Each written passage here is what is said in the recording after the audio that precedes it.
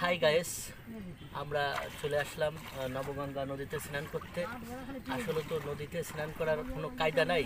লোহাগাড়া নামেই একটা পৌরসভা, এই পৌরসভায় টোটালে কোনো কার্যক্রম নাই। আমার জানা মতে লোহাগাড়া পৌরসভায় এই যে ময়লা ফেলানোর কোনো নির্দিষ্ট জায়গা আছে কিনা আমার জানা নাই। এই লোহাগাড়ায় যত ময়লা হয় পৌরসভার ভিতর, সব ময়লা এনে এই আমাদের এই নদীতে ফেলানো হয়। নবগঙ্গা নদীতে এই স্নান করার উপযুক্ত থাকে না।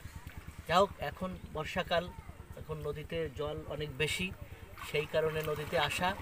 আমি আজকে তোমাদের সাঁতার শেখাবো এবং কীভাবে সাঁতরাতে হয় সেটা দেখাবো।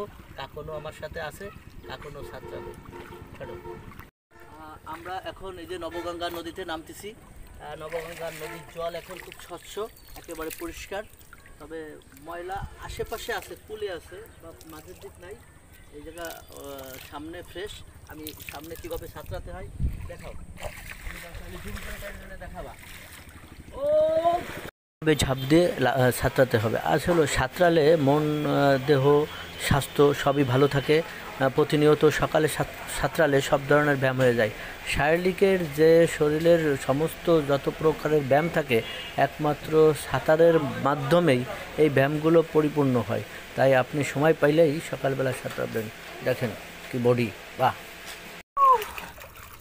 কাকুন সাঁতরাতে যাও, এমনি সাঁতরাই এই যাতে সাঁতরাই না ছাত্রা।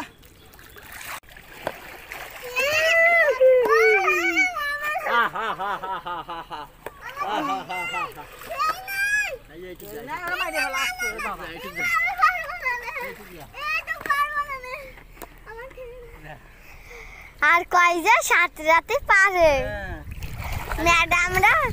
ও আমি